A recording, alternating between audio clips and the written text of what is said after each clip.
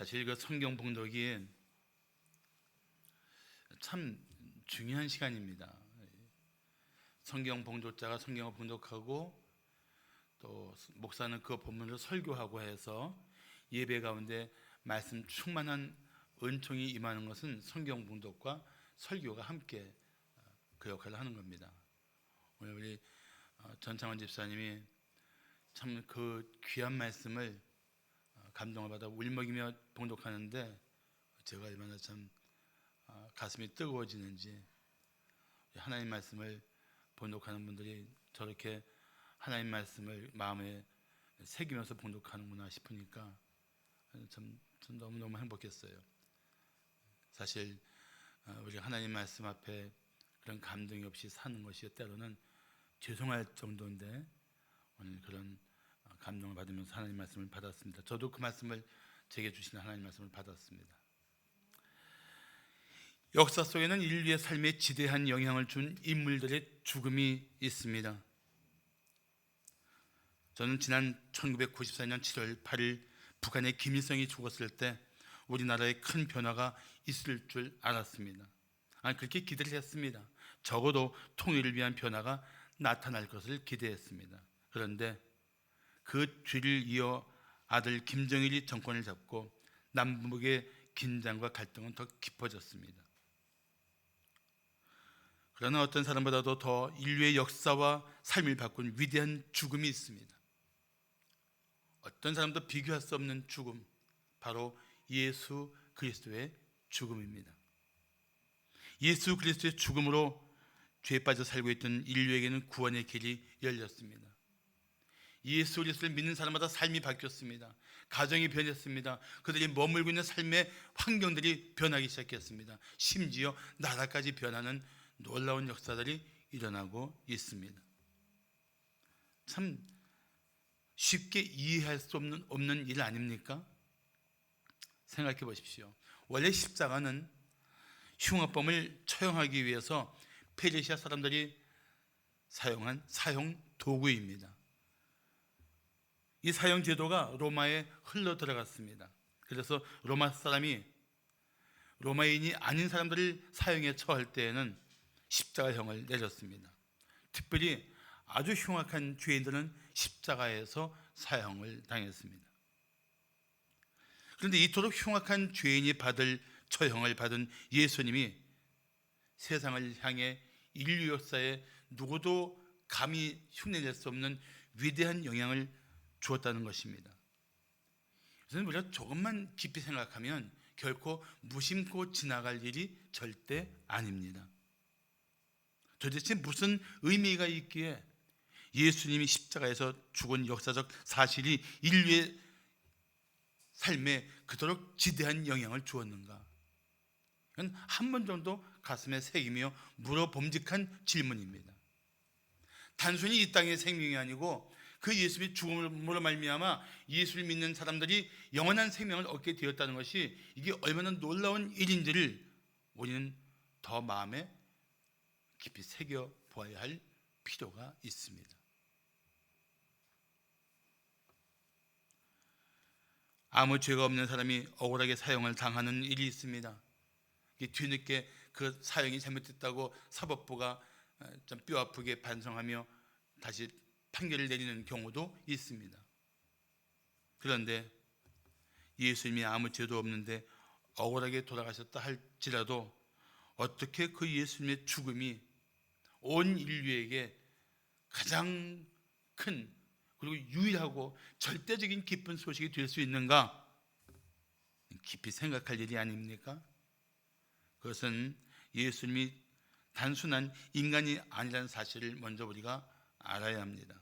그리고 예수님의 죽음이 단순히 한 사람의 죄 때문에 이루어진 일이 아니라는 것도 생각해야 합니다. 예수님은 십자가에서 죽기 전에 기도를 하셨습니다.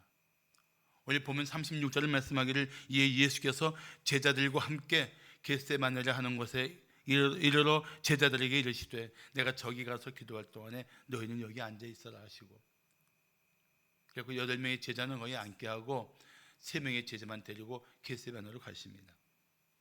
그 예수님이 겟세마네에서 정말 간절하게 기도하십니다. 이 겟세마네라는 장소의 이름 뜻이 기름을 짜는 틀이라는 것입니다. 정말 예수님은 온 몸을 쥐어 짜듯이 간절하게 기도하셨습니다. 겟세마네라는 이름에 걸맞은 기도의 자리였던 것입니다. 이날 예수님이 잡히시던 날 밤에 이 겟세마네에서 기도하신 주님을 통해서 우리가 받을 교훈이 있습니다. 자, 겟세마네 동산의 주님을 보며 받을 교훈이 무엇일까요? 첫째, 예수님의 죽음을 가슴 깊이 생각해야 합니다.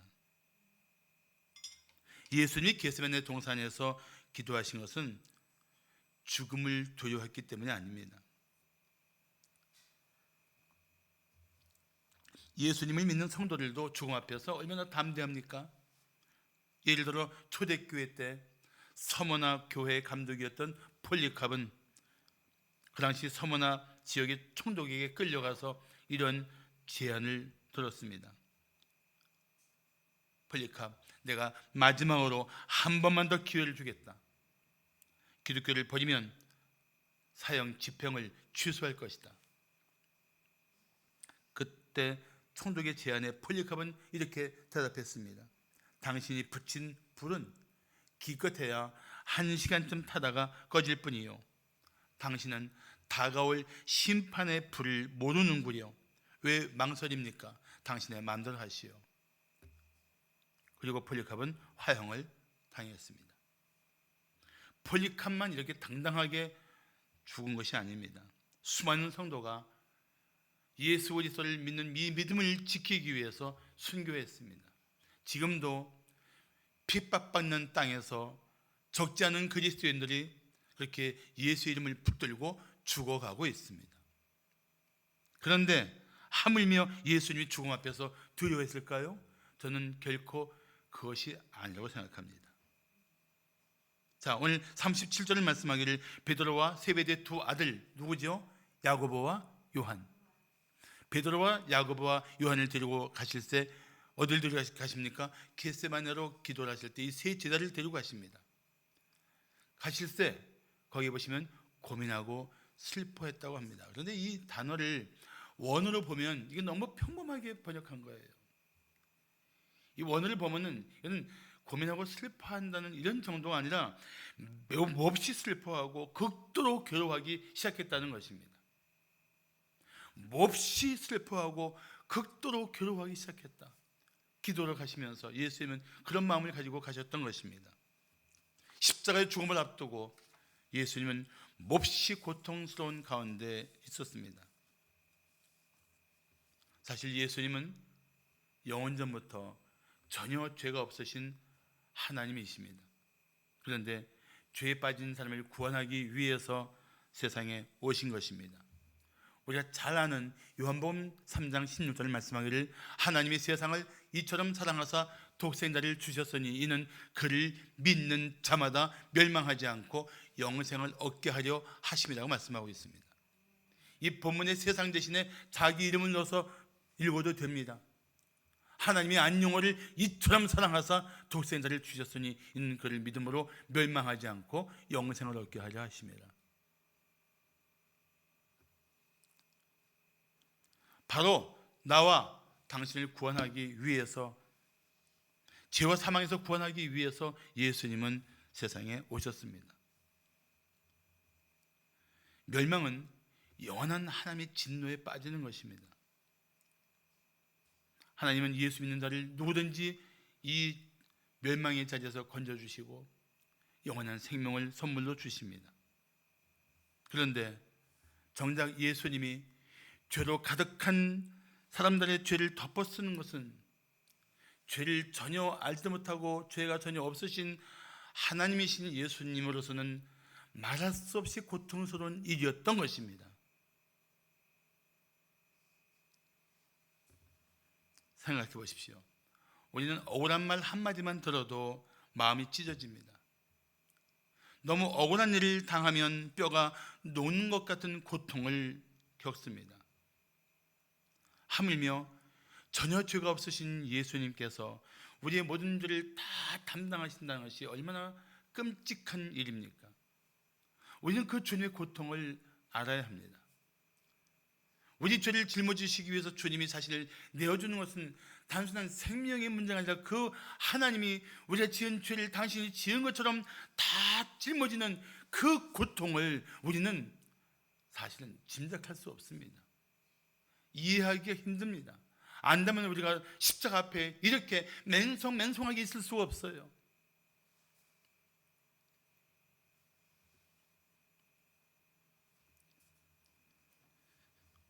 (38절에서) 주님은 이렇게 고백하십니다. 내 마음이 매우 고민하여 죽게 되었다. 지금 십자가 죽음의 문제가 아닙니다. 이 말씀은 내가 지금 죽을 만큼 매우 비통한 심정이라는 뜻입니다. 저는 인간의 몸을 입고 오신 예수님이 가장 고통스러운 삶의 자리가 난 겟세마네라고 생각합니다. 잠시 후 받을 하나님의 진노가 너무나 끔찍했기 때문에 예수님은 남모를 고통 가운데 죽을 것처럼 힘들어 하셨습니다. 사랑하는 성도 여러분, 사실은 우리 죄 때문에 이 죄 가운데 빠져 살다가 장차 받을 하나님의 진노를 끔찍하게 여기고 하나님 앞에 부르짖어 나를 이 죄악 가운데서 건져달라고 외쳐야 마땅한 것입니다. 그런데 우리는 하나님의 진노가 얼마나 두려운 것인지를 전혀 알지 못합니다. 우리가 죽은 후에 받을 하나님의 영원한 심판이 얼마나 고통스러운 것인지는 아예 예측조차도 하지 못합니다. 상상도 못합니다. 그러니까 죄 가운데 빠져 살면서도 태연하게 살고 있습니다. 그러나 예수님은 우리가 받을 하나님의 진노를 받는 것이 죽을 것처럼 힘들었습니다. 그래서 그 진노의 잔을 받기 전에 예수님은 겟세마네 동산에서 자기 온몸을 쥐어 짜듯이 그렇게 기도하셨던 것입니다. 오늘 39절 보시면 조금 나아가서 얼굴을 땅에 대시고 엎드려 기도했다고 합니다. 사실 예수님이 얼굴을 땅에 대시고 바짝 엎드려 기도하신 장면은 이 부분이 유일한 기록입니다. 그만큼 예수님은 자기의 온몸과 마음을 다 던져서 간절한 심정으로 기도하셨던 것입니다.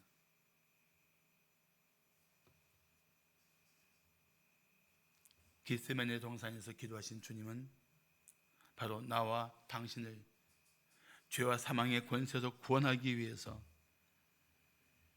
그토록 간절히 기도하신 것입니다. 그리고 마침내 우리를 구원하기 위해 십자가에서 달리신 예수님의 죽음을 생각하십시오. 내가 죽을 죽음을 대신 지시고 십자가에서 나 대신 돌아가신 예수님을 바라보면서 우리가 어떻게 아무런 감동이 없을 수 있습니까? 어떻게 감격하지 않을 수 있습니까? 어떻게 그 은혜 앞에 감사하지 않을 수 있습니까? 어느 선교사가 아프리카 추장에게 이 복음을 전하자 이 복음을 듣고 십자가를 바라보던 추장이 이렇게 외치며 울부짖었다고 합니다. 주님, 내려오십시오. 거기는 나 같은 죄인이 달려야 할 장소입니다. 울면서 그렇게 외쳤다고 합니다. 우리 안에 그 십자가를 바라보는 그런 감동이 있습니까? 십자가 예수를 생각하며 우리 안에 그 은혜를 향한 넘치는 기쁨이 있습니까? 아니, 오늘 우리 전창원 집사님이 이 겟세마네 동산에서 기도하는 예수님의 모습을 보며 그 본문을 읽으며 눈물을 흘렸던 것 같은 그런 우리 안에 주님을 향한 감사의 눈물이, 그 은혜에 대한 감격의 눈물이 있습니까? 나는 이 겟세마네 동산에서 기도하시는 예수님을 보면서 우리 안에 예수님의 죽음을 다시 깊이 묵상하고 나를 위한 죽음, 나를 위한 그 주님의 그 십자가를 다시 붙들고 살아가는 은혜가 임하기를 축복합니다. 겟세마네 동산의 주님을 보며 받을 교훈이 무엇입니까? 둘째, 육신의 연약함을 처절하게 인정해야 합니다.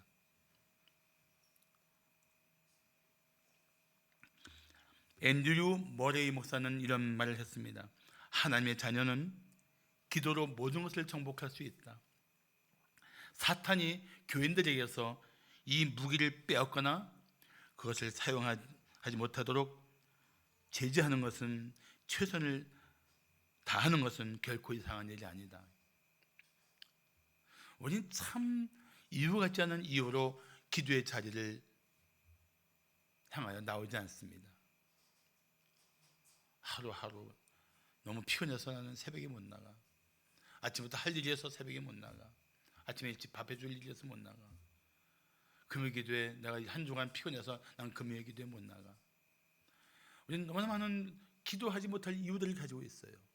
그렇지만 사실은 조금만 주의 깊게 생각하면 우리는 기도하지 못할 이유보다 기도해야 될 더 많은 삶의 이유를 가진 사람들입니다.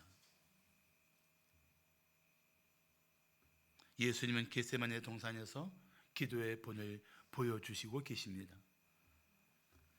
하나님이신 예수님도 그토록 기도하셔야 했다면 하물며 인간인 우리는 얼마나 기도가 필요한 존재입니까? 기도하지 않고 살아가는 것은 영적으로 매우 무모한 일입니다. 그리고 하나님 없이 살 수 있다는 불신앙의 증거입니다. 영적으로 무지한 것이며 오만한 것입니다. 예수님이 기도하신 후에 잠시 제자들이 있는 곳, 베드로와 야고보와 요한이 있는 곳으로 오셨을 때 그 세 제자들은 잠들어 있었습니다. 그래서 예수님께서 말씀하십니다. 제자들에게 오사 그 자는 것을 보시고 베드로에게 말씀하시되 너희가 나와 함께 한 시간도 이렇게 깨어 있을 수 없더냐. 한 시간도 깨어 있을 수 없더냐. 말 그대로 한다면 예수님이 한 시간 정도 기도하고 오셨다고 볼 수 있습니다. 예수님의 인생 속에 가장 슬프고 고통스러운 순간에 예수님도 제자들의 기도가 필요했습니다. 그런데 제자들은 예수님의 비통한 심정을 전혀 깨닫지 못하고 잠들었습니다.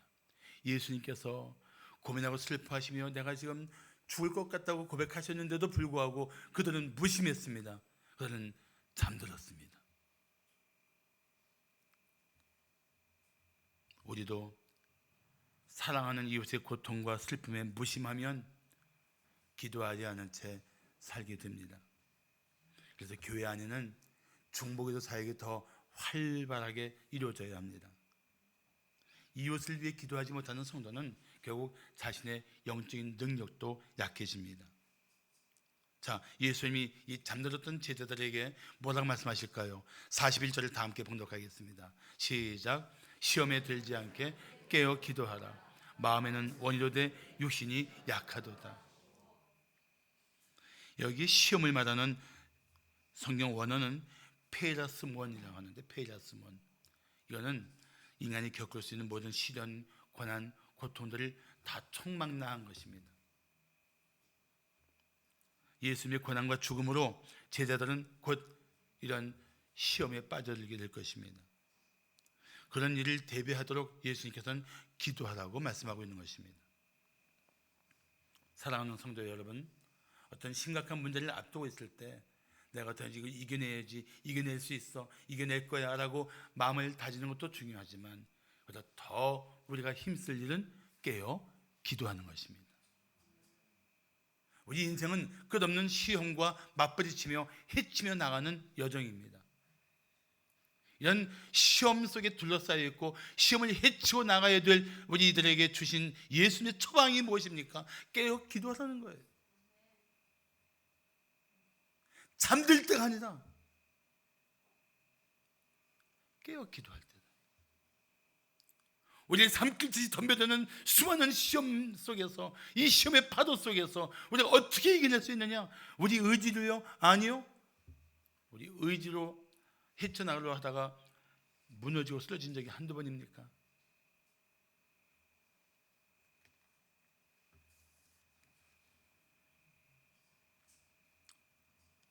주님은 우리가 잠깐의 문제에 빠져서 시험에 빠질 수 있는 걸 너무나 잘 하시고 정말 주님만이 주시는 놀라운 처방을 내리셨습니다. 깨어 기도하라.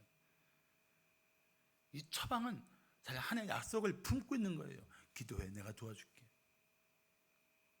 네가 깨어 기도하면 내가 내 능력이 되어줄게. 네 지혜가 되어줄게. 네 힘이 되어줄게. 네 반석이 되어줄게. 너의 소망이 되어줄게. 내가 그렇게 할게. 너는 기도해. 그 약속을 품고 주신 명령이에요. 실제 그런 일이 일어났습니다. 마태복음 26장 31절을 보시면 예수님께서 말씀하십니다. 오늘 밤에 너희가 다 나를 버리리라. 기록된 바 내가 목자를 치리니 양의 떼가 흩어지리라 하였느니라. 스가랴 13장에 있는 말씀이 오늘날 이루어질 거라는 거예요. 자, 이 말씀 앞에 베드로가 펄쩍 뜹니다. 뭐라고 말합니까? 모두 주를 버릴지라도. 누구예요? 여기 있는 다른 제자들은 다 주를 버릴지라도 나는 결코 버리지 않겠나이다. 그런데 저는 이때 베드로의 마음이 진심이라고 믿습니다. 그런 마음이 있었던 거예요. 난 절대 주님 버리지 않겠습니다. 무슨 소리입니까? 그때 예수님께서 베드로, 맞아, 너는 절대 나를 버릴 사람이 아니야, 이렇게 한마디 해줬으면 얼마나 베드로가 붕 떴을까요? 근데 예수님께서 베드로에게 말씀하시는 것은 전혀 뜻밖입니다. 뭐라고 말씀하십니까? 내가 진실로 베드로 네게 이르노니 오늘 밤 다 울기 전에 내가 3번 나를 부인하리라. 베드로는 자기를 몰라주는 예수님이 약속했을 것입니다. 그러니까 더 강력하게 말합니다. 뭐라고 하는 줄 아십니까? 내가 주와 함께 죽을지언정 주를 부인하지 않겠나이다. 이것도 진심이에요. 그래서 의지가 있었습니다. 그런 마음에 소원이 있었습니다. 그런데 베드로는 한 가지를 잊어버렸어요. 자신이 얼마나 연약한 인생들을 잊었습니다. 이렇게 목숨 걸고 예수님을 지키겠다고 했던 사나이 베드로는 어린 계집종이 이 사람이 예수님과 함께 있었다 하는 이 한마디에 질겁을 하고 예수님을 3번 부인합니다.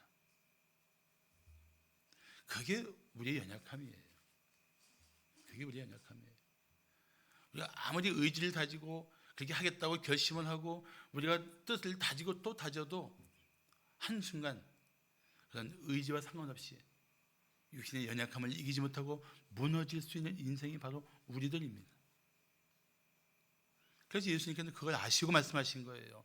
내 마음에는 원이로되 육신이 약하니까 장담하지 말고 내가 이렇게 하겠다고 방방내지 말고 깨어 기도해라.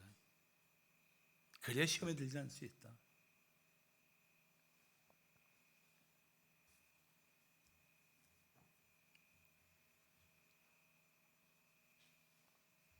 예수님도 이 땅에 계시는 동안에 인간의 몸을 입고 계셨기 때문에 이 세상에서 참 모진 고난을 겪으셨습니다. 조롱도 받으셨습니다. 수치도 겪었습니다. 하나님의 아들이 받을 일들이 결코 아니었어요. 그래서 그분은 우리의 연약함 때문에 우리가 받고 있는 이 고난의 문제를 누구보다 잘 알고 계십니다.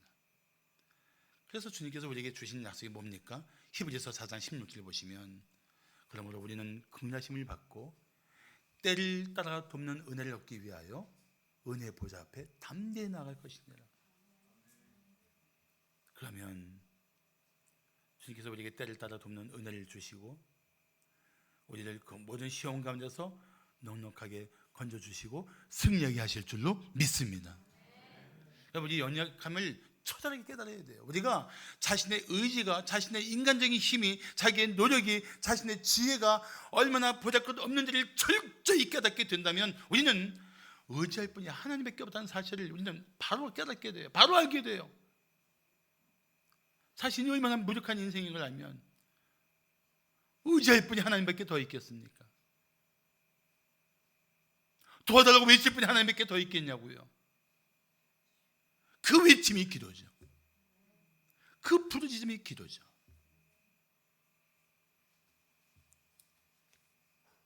(43절은) 말씀하기를 다시 오사 보신즉 그들이 잔이 이는 그들의 눈이 피곤함 일러라. 참 놀랍게도 성경은 이들이 얼마나 피곤했는지를 말씀하시면서 긍휼히 여기고 계십니다. 긍휼히 여기고 계세요. 안타깝게도 제자들은 깨어 기도하는 일에 실패합니다. 그리고 시험에 들어 방황하기 시작합니다. 예수님을 부인하고 예수님 곁을 떠나 도망가기 시작합니다. 사랑하는 성도 여러분, 육신의 연약함을 이기며 살기 원하신다면 당신에게도 겟세마네 같은 기도의 자리가 필요합니다. 그리고 기도하셔야 합니다. 자, 우리 전후 좌우의 분들에게 이렇게 한번 인사합시다. 깨어 기도합시다. 인사하겠습니다. 할렐루야. 마지막으로 겟세마네 동산의 주님을 보며 받을 교훈이 무엇일까요? 셋째, 하나님의 뜻을 전심으로 따라야 합니다. 하나님의 뜻을 전심으로 따라야 돼요. 누가복음의 저자인 누가는 겟세마네에서 기도하는 예수님 모습을 보면서 의사답게 기록했습니다. 자, 누가복음 22장 44절 보시면 예수께서 힘쓰고 애써 더욱 간절히 기도하시니 땀이 땅에 떨어지는 핏방울같이 되더라고 말씀하고 있습니다. 의사들은 엄청난 정신적 긴장 가운데 힘을 주어 기도할 때에는 이 땀샘에 모세혈관이 터져서 피와 땀이 함께 엉겨서 나온다고 말합니다. 그만큼 예수님은 기도하신 거예요. 그만큼 예수님께서 고통 가운데 기도하신 것입니다.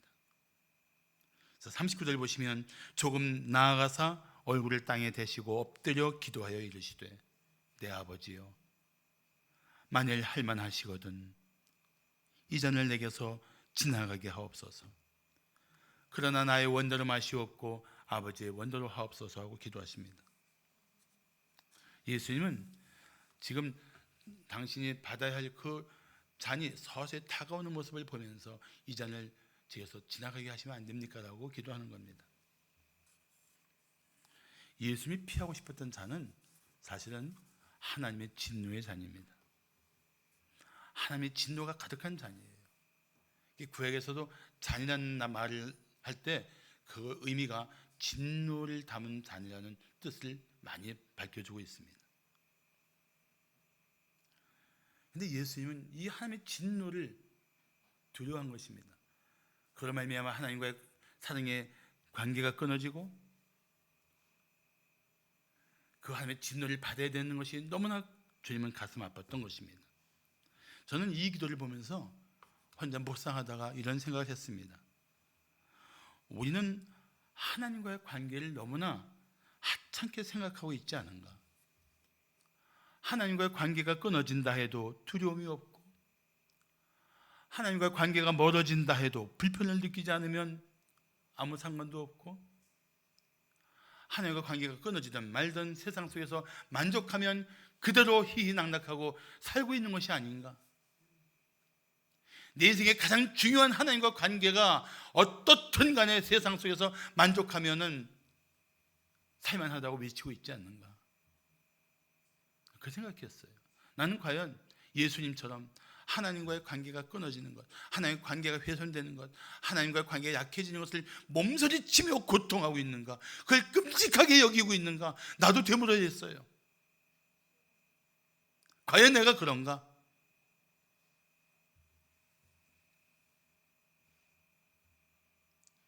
영원전부터 하나님과 깊은 사랑의 관계를 나누신 예수님은 저로 말미암아 하나님과 관계가 잠시라도 끊어지는 것을 죽는 것만큼 고통스러워하신 거예요.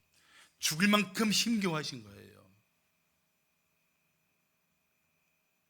그런데도 예수님은 마침내 이렇게 기도하십니다. 나의 원대로 마시옵고 아버지의 원대로 하옵소서. 이게 겟세마네 기도의 절정이에요. 이게 예수님이 우리에게 보여주신 기도의 핵심입니다. 하나님과 관계가 끊어질지라도 하나님의 뜻이 이루어지기를 바라는 이것이 바로 기도하면서 주님 앞에 자신을 온전히 순종하는, 온전히 자신을 드리는 그런 기도의 절정입니다. 그런데 이 기도는 계속됩니다. 42절에 보시면 내가 다시 두 번째 나아가 기도하여 이르시되 내 아버지여 만일 내가 마시지 않고는 이 잔이 내게서 지나갈 수 없거든 아버지의 원대로 되기를 원하나이다. 멀리서 다가오던 잔이 이제는 마셔야 할 만큼 가까이 접근했는데 마시지 않고 이 잔이 내게서 지나갈 수 없다면 아버지 원대로 마시겠습니다. 그런 뜻이에요. 하나님 진노를 받아들이겠다는 거예요. 어떤 진노? 온 인류의 죄를 대신 짊어지시고 그 죄를 향한 하나님의 진노를, 그 죄를 미워하시는 하나님의 진노를, 죄를 반드시 형벌하시는 하나님의 진노를 받아들이겠다는 거예요. 예수님께서.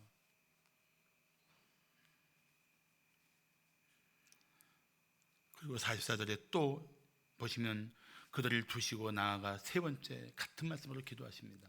뭐라고요? 내 원대로 마시옵고 아버지의 원대로 하옵소서. 사실 이 기도는 주님께서 일찍이 그 제자들에게 가르쳐 주신 기도 중에 있습니다. 마태복음 6장 10절을 보시면 뜻이 하늘에서 이루어진 것 같이 땅에서도 이루어지이다. 하나님의 뜻이 이루어지는 일들에 대한 예수님의 기도는 창세전부터 기도했다고 생각합니다. 그래서 사실은 우리도 평생 붙들고 기도할 기도 제목이 있다면 내 삶 속에서 내 원대로 마시옵고 아버지의 원대로 하옵소서 기도해야 합니다. 이 기도를 해야 돼요. 우리는 늘상 내 앞에 선택의 여지를 두고 있습니다. 내가 하고 싶은 대로 살 것인가, 내가 원하는 대로 살 것인가, 아니면 이것이 고난의 길이어도 하나님 아버지의 원대로 살 것인가. 우리는 기도하고 육신의 연약함을 이기기 위해서 깨어 기도하고 하나님이 원하시는 삶을 선택해야 할 것입니다. 그것이 성도다운 삶이 되는 것입니다. 예수님은 이제 하나님의 뜻대로 이루어지기를 결단했습니다. 그리고 다시 잠든 제자들에게 말씀하십니다. 45절 46절 보시면 이에 제자들에게 오사 이르시되 이제는 자고 쉬라. 보라 때가 가까이 왔으니 인자가 죄인의 손에 팔리느니라. 일어나라 함께 가자. 보라 나를 파는 자가 가까이 왔느니라. 사랑하는 성도 여러분, 우리 의지대로 살 수 없습니다. 자기 뜻대로 되는 세상 일은 절대 아닙니다. 오직 우리 삶 속에서 하나님의 뜻이 이루어지기를 기도하며 결단해야 합니다. 예수님은 이제 아버지의 원대로 십자가를 지기를 결단합니다. 아버지에게 버림받아야 할 십자가의 죽음을 기꺼이 받아들이신 것입니다. 우리도 마음을 다해서 하나님 아버지의 뜻을 따라 살아가는 성도가 되어야 할 것입니다.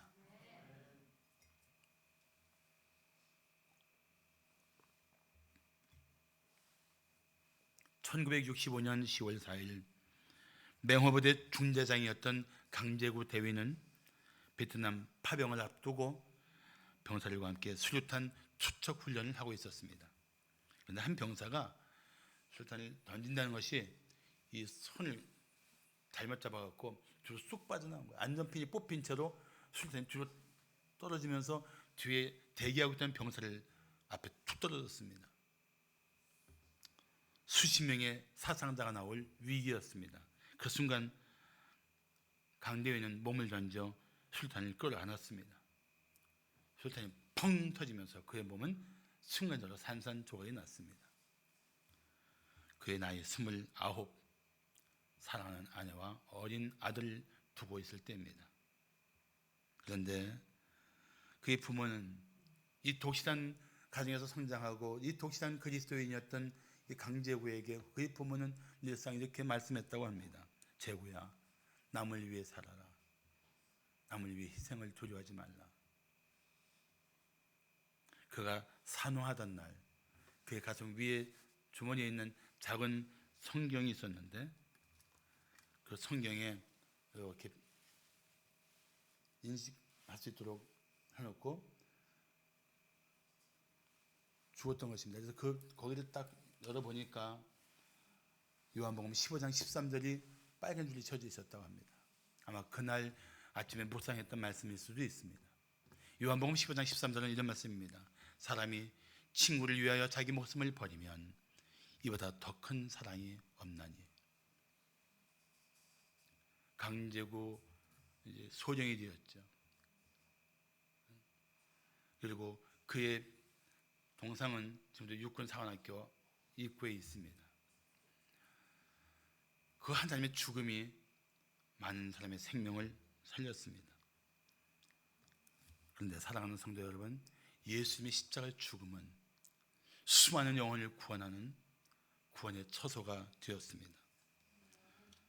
십자가를 지기 전에 겟세마네에서 땀이 핏방울처럼 되어 떨어지는 그런 기도를 하신 후에 십자가를 지신 예수님으로 말미암아 이젠 모든 믿는 자들을 구원하는 구원의 능력이 십자가에서 나타났습니다. 예수님의 죽으심은 바로 죽음마땅한 나와 당신을 위한 것입니다. 그 십자가는 하나님의 아들을 십자가에 못 박은 무지한 사람들에 의해서 저질러진 반역의 장소였고 하나님의 아들을 죽인 인류 최악의 자리였습니다. 그런데도 불구하고 하나님은 그 십자가를 구원의 처소로, 구원의 자리로 바꾸셨습니다. 죽어마땅한 죄인을 구원하는 은혜의 자리로 바꿔주신 것입니다. 그 이유는 한 가지입니다. 죄와 사망 가운데 있는 당신을 사랑하시고 구원하시기 위한 것입니다. 그렇다면 한번 조용히 생각해 보십시오. 나는 진실로 나를 이 죄와 사망에서 하나님의 영원한 진노에서 건져주기 위해 십자가에서 내 대신 죄값을 치르고 돌아가신 예수를 내 마음에 영접했는가? 난 정말 예수를 내 마음의 구주와 주님으로 믿고 있는가? 생각하셔야 돼요. 이것에 대한 여러분 분명한 답이 있어야 돼요. 자신 있게 말할 수 있어야 돼요.